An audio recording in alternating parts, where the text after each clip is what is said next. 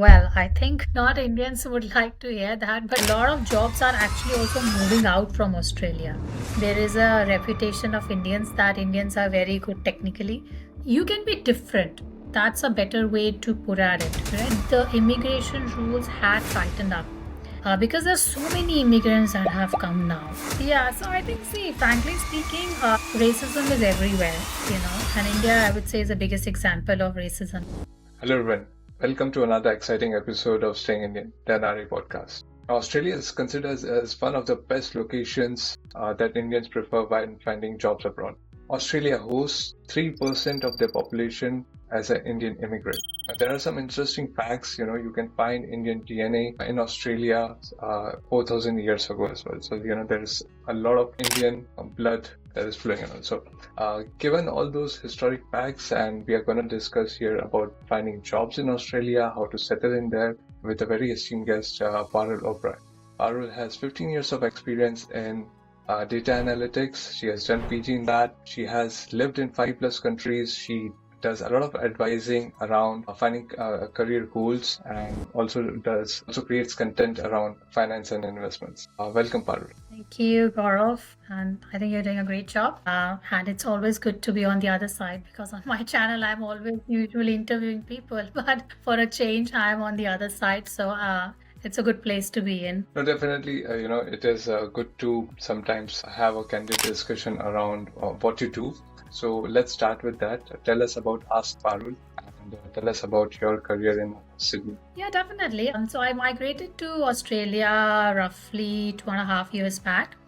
In March 2022, I was supposed to move a bit earlier than that. In 2020, I was supposed to arrive, but at that time, COVID hit, and Australia was the country which opened their borders at the last. So I think mostly every country had their borders open, but Australia was very, very strict around that. And it's only at the end of 2021 when they opened their borders, and then I had the chance. So I moved as a permanent resident. I applied my permanent residency while I was in India as an offshore applicant. I started in 2018 that process, but I received my visa in March 2020. But I had to wait 2 years due to COVID. I couldn't move, and then eventually I moved in March 2022. And I also started my content creation back in 2020. Late 2022, I would say early 2023, so around 1.5 years. So while I'm a full-time professional, I have a full-time job where I think, like you mentioned in the introduction session as well, that I work as a senior leader in one of the Fortune 500 organizations.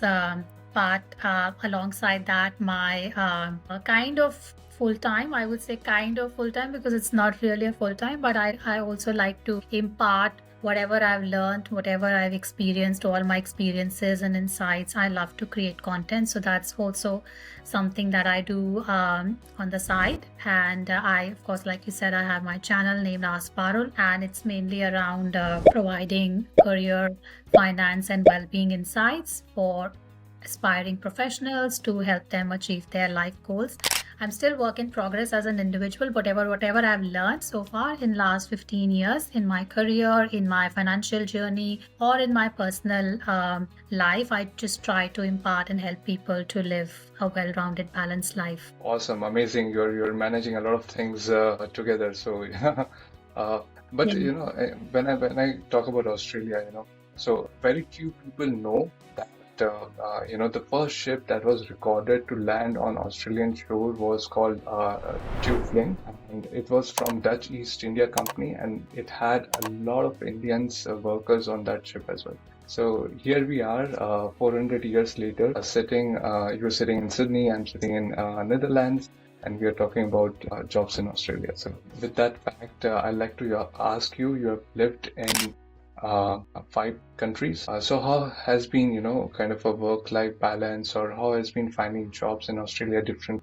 So in Singapore and Dubai, I was primarily from as a student because when I was doing my MBA, I was in 6 months in Singapore and then 6 months I was in Dubai. So I did had a bit of an experience of those two markets because I did my internship in Dubai. But when we were looking at jobs after, and it was back in 2000.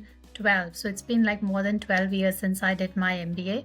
And around the end of mid of 2012, that's when a lot of placements started. So I did got a feel of Singapore and Dubai as a market at that time. Singapore, I would say, was a lot more advanced in terms of technology because I was in that technological landscape. Basically, ICT consulting, information communication technology. Singapore was a lot more advanced. So that was my first preference. But then I ended up getting an offer in Malaysia, in Kuala Lumpur, and I moved there. I would say Southeast Asia is very, very different when it comes to comparing with Western country. Australia is like a proper Western country, similar to Europe or UK or maybe even the US. From cultural standpoint, I would say when I was in Singapore, when I was in working in Malaysia, for example, Malaysia is a lot more laid back, and it's the native language is also not English. For example, here the native language is English. The infrastructure is a lot better, I would say, and I think work-life balance.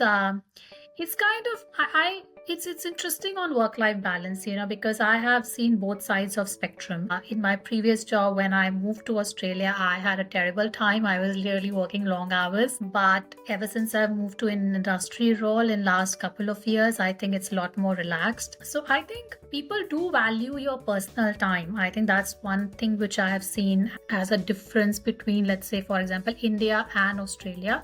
People do really appreciate, or they really consider your personal boundaries, and everyone is precisely having something going on in their personal affairs. And I think it's also because they have a labor shortage, right? So back in India, for example, we can pretty much outsource most household chores or childcare, etc. Here it's slightly different because the labor is so costly. So you can't really have that same kind of an expectations that you have, for example, back in India. So I think that is a very, very different dynamic altogether. But yeah, we have seen that Australia is one of the key countries where a lot of Indians want to go for studies or for jobs, especially after late 2000.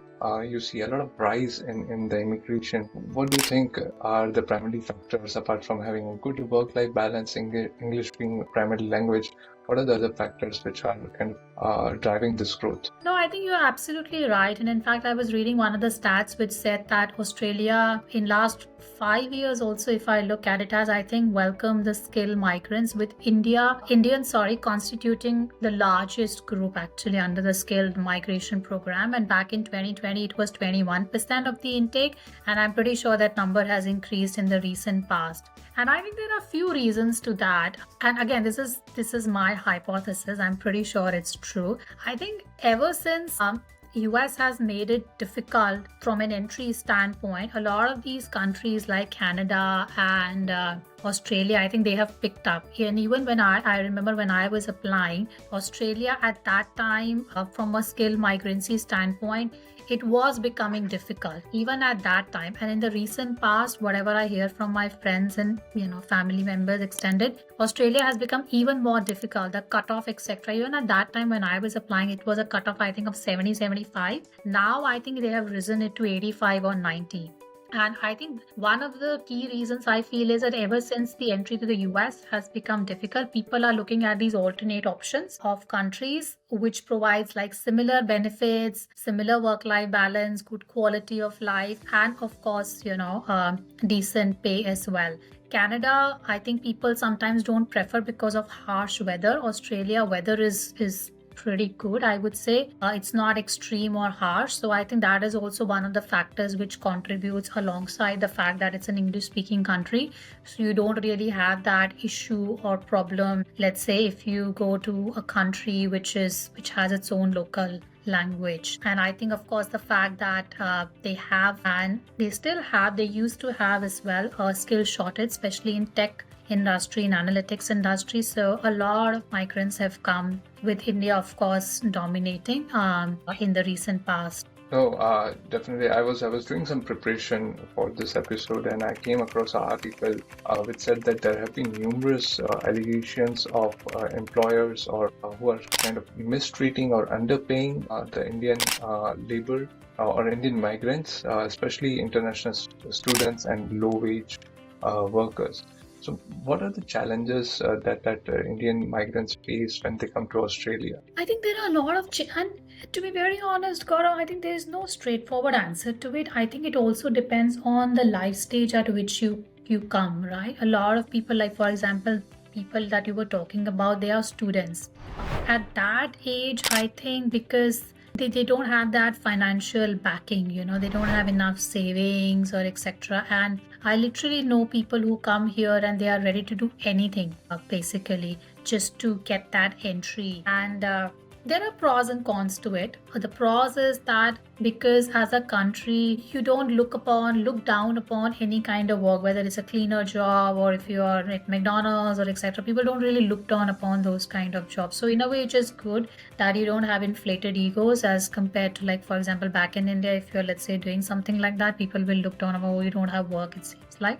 But on the negative side, of course, there is exploitation as well of people and of labor. I would suggest to people that just be aware of your rights. These countries have very strong labor laws, social laws, health and safety regulations. So get yourself acquainted with these laws so that you know that what you can claim. Feel that people, when they come from India, they are vulnerable, they don't really understand. There's a cultural shock, and there is a financial pressure as well. So I would suggest, like, do a little bit of your homework also when you are coming here. Be part of a community. Don't feel that you are alone. Yeah, especially when you're coming out of India, you don't have experience, and especially if you're coming for studies and you have to take certain jobs as well, you don't know what are your rights. There are a lot of resources, as you rightly said.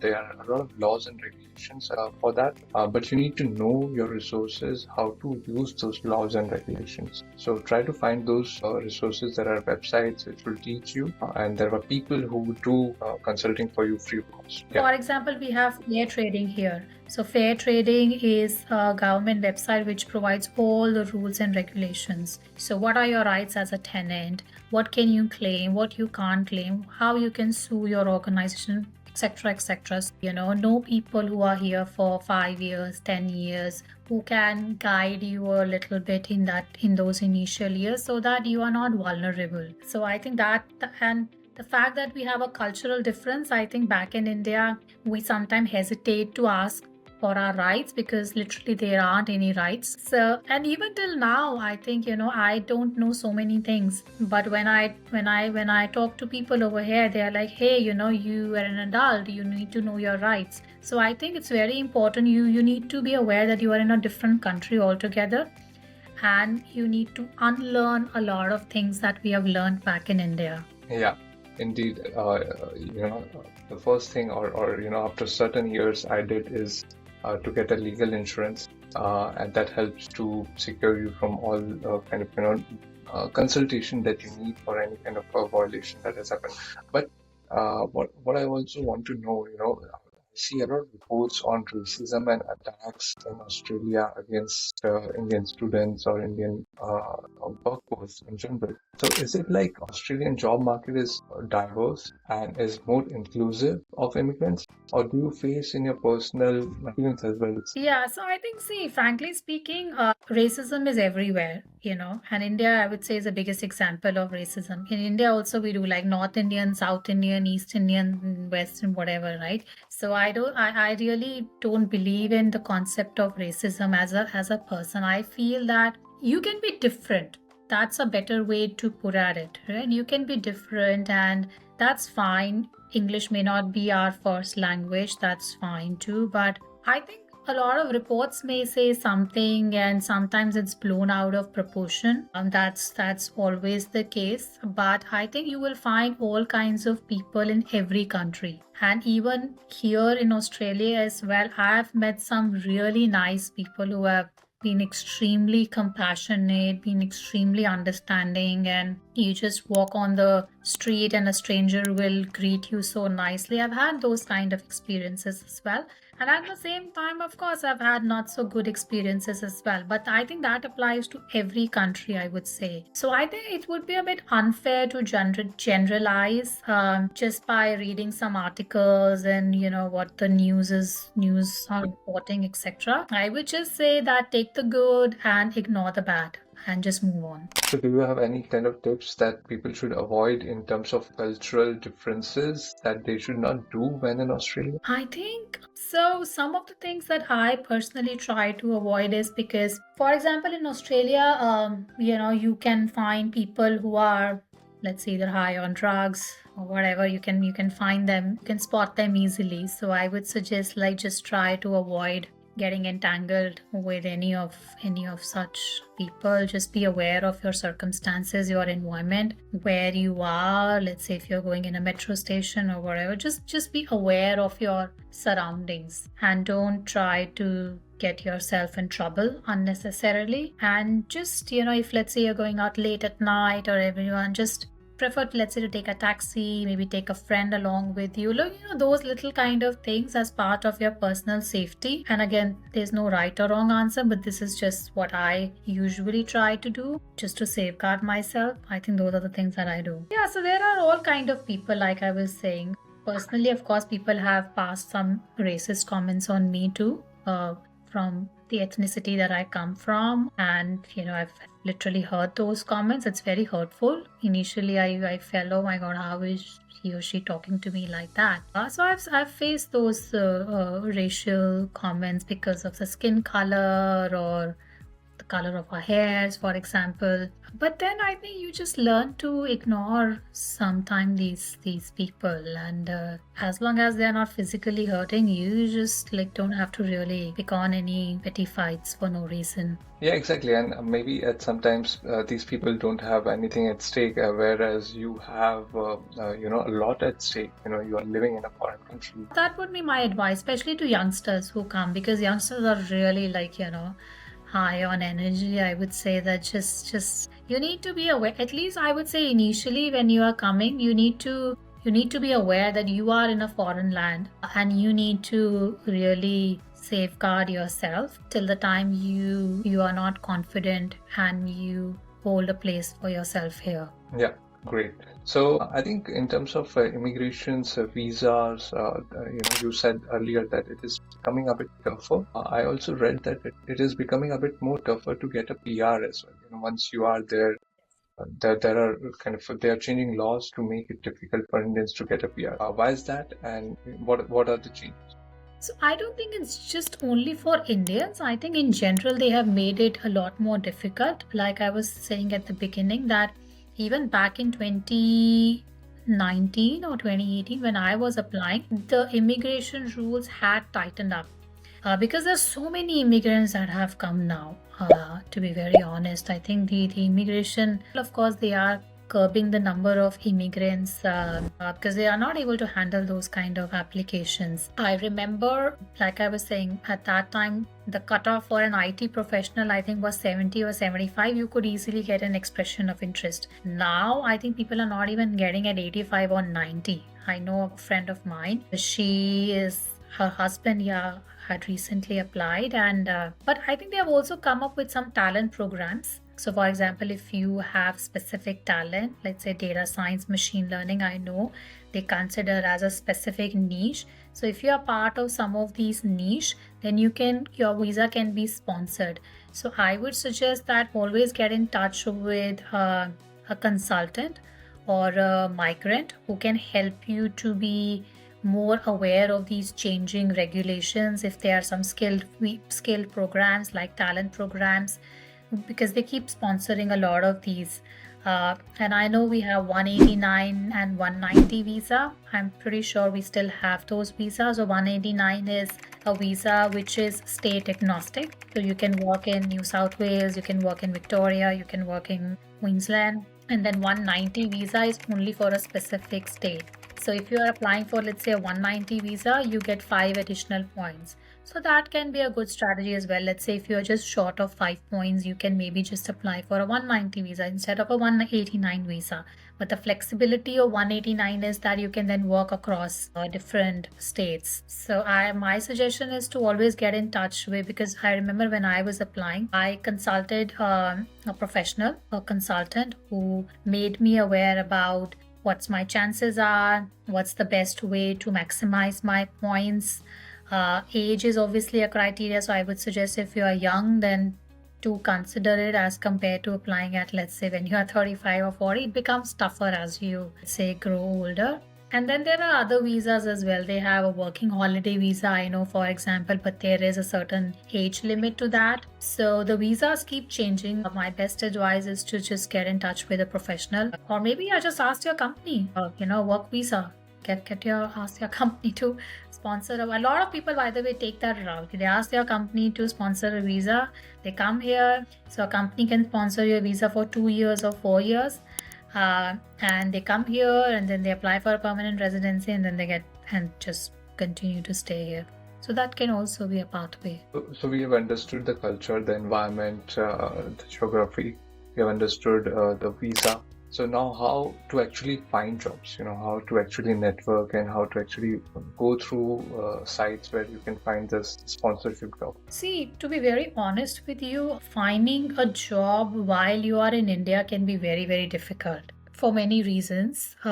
One is that I think culturally they prefer more face-to-face conversations, even though we are living in a hybrid environment. That's there. But if you don't have any local experience, if you are not in Australia, people are less likely to entertain you. So it's always a good idea to find a way to maybe come here for some time. Either, let's say, if you are in an IT job, you can always ask your organization to maybe do a remote working, or sometimes I've seen people, they quit their jobs in India and then they come here. I think the chances increase for sure.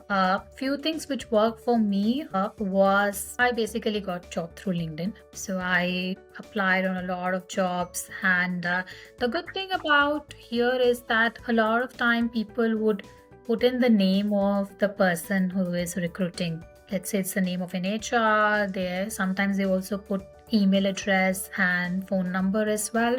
So people really like that proactive approach. It's not like back in India where recruiters will call you. I think it's the other way around here. You need to proactively reach out to the recruiter, express interest. If, let's say, you have common connections in LinkedIn, you can ask people to refer to them. So a lot of things work over networking here, through interpersonal connections and relations and communication, as compared to recruiters reaching out to you. You can have the best CV, you can have the best of skills, but if you don't have the right comm skills or interpersonal skills or networking skills, it's going to be very, very difficult. That's my personal opinion. I found a job here. No, very true. So, Parul, what are some of the industries that are hiring a lot of immigrants, and you see a rise in job in these industries? So definitely tech industry is always in demand. Tech includes software development, AI, data science, data analytics, data engineering. There's a lot of focus on data governance. So anything around data is a hot skill, and there is always a shortage in this industry. And I think there is a reputation of Indians that Indians are very good technically. So I think you will always find Indians in tech related jobs, and I think that would continue to be there. Gen AI, generational AI. So like nowadays there is a huge buzz around Gen AI. So if you have anything around that, data AI, that is a hot skill.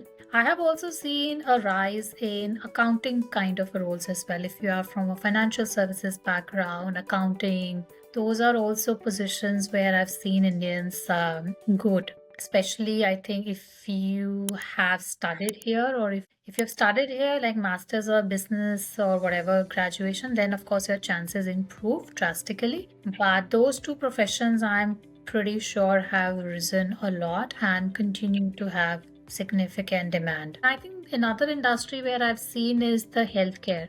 Ever since the pandemic has emerged, I think in last few years, I've seen a lot of rise in healthcare and social assistance profession also. So that can also be a good industry to look at. Some of the, on the other hand, some of the services, for example, you know what, there is actually an interesting trend which I have seen in the recent past, which might sound counterintuitive to what I said previously, but it's an emerging trend. We'll see how it pans out in next few years. A lot of jobs are actually also moving out from Australia, especially from an outsourcing culture. I think they have, so US was the first one to embrace the outsourcing culture, then followed by UK. I think now Australia is also following that same league. So we are also seeing, especially in the tech industry, a lot of jobs are also getting outsourced to countries like India, for example.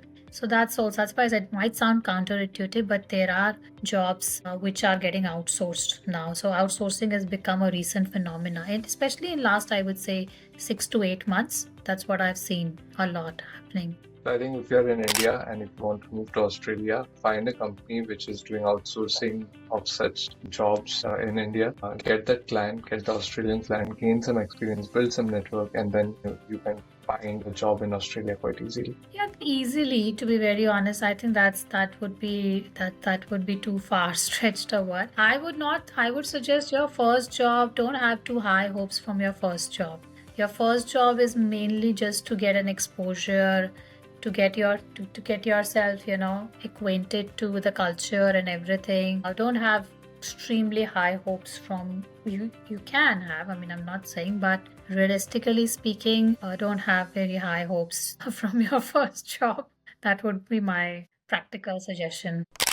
Okay, but you kind of highlighted tech industry, a lot of Indians in tech industry. What are some of the average salaries that people can expect in Australia in this industry? So I can talk from my industry standpoint. So I remember from a data science standpoint, I believe, if I'm not mistaken, typically I think around 100K, so 100,000 AUD to 130K AUD. I think that's a good figure to look at if you are, let's say, a senior data scientist with somewhere around 8 or 9 years of experience. You can expect up to 150K. If you are even further, or let's say in a senior leadership, you can also expect up to 200K as well. And if you are, let's say, extremely high level, then you can always expect 250K plus as well. But I would say the median is around 100 to 120K. That I would suggest. Anything below 100K is not really worth it, especially if you have good experience. I'm not generalizing for anyone, but I would say 100K is a decent benchmark to look for. Okay, and apart from tech industry, what are other best paying jobs in Australia? Well, I think not Indians would like to hear that, but if you are a tradie, yeah, I mean, so the tradie over here is somebody who's, let's say, an electrician, plumber, cleaner. I'll be very honest with you, those people make much more than some of the high paying jobs as well. Sole trader, as we call them in Australia. That's why I said not many people would love, because the kind of background that we come from, we put a lot of emphasis on other skills, which is not bad, I would say. But let's say if you have engineering skills, right? Or if you have, like I said, skills around, if you've been an electrical engineer, if you want to become an electrician or a tradie, as we call here, or even in healthcare, for example, if you have those kind of skills, don't feel shy to put your skills in. Even it can be a part-time job. A lot of people do part-time job actually here.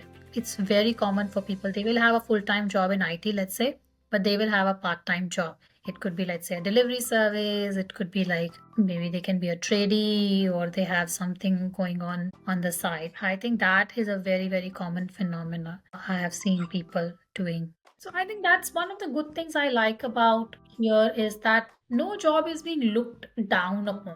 That's the key thing, right? I mean, as long as you're working, if you're hardworking, if you have the skills, you will rise. It's not just in one kind of jobs only. I think I would just suggest that people should be open to, let's say, even if you have good cooking skills, you can, like, cooking is a big business over here. People have opened up their businesses of cooking because, in these countries, you don't have time to cook, right? Or let's say services like nanny, for example, domestic cleaning services. So what I'm trying to say is, not it's we are only focused on IT jobs, which is great. But then if you have other talents, if you have other personal interests, feel free to explore that side of yours as well. You never know, you may find a good career there too. So amazing, Parul. I think we had a good discussion and it was really lovely talking to you. Any kind of a final advice for people who are maybe living in Australia or who want to move to Australia? I would suggest that take it as a learning experience. I have learned a lot in last 2 to 3 years, professionally, personally, financially.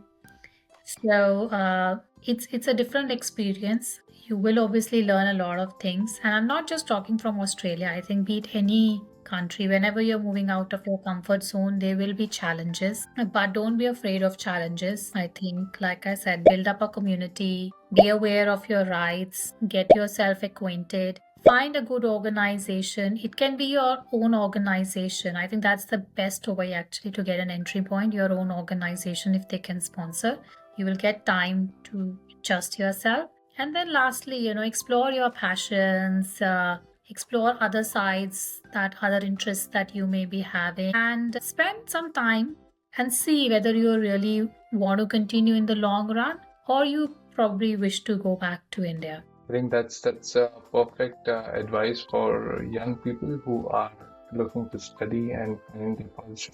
So I think thanks a lot, Parul, for taking out the time. It was a pleasure talking to you. And if any of the audience have any questions, you can always ask Parul.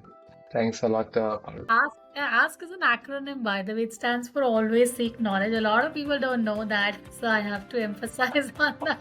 But yeah, that's good. Okay, thanks a lot, Parul.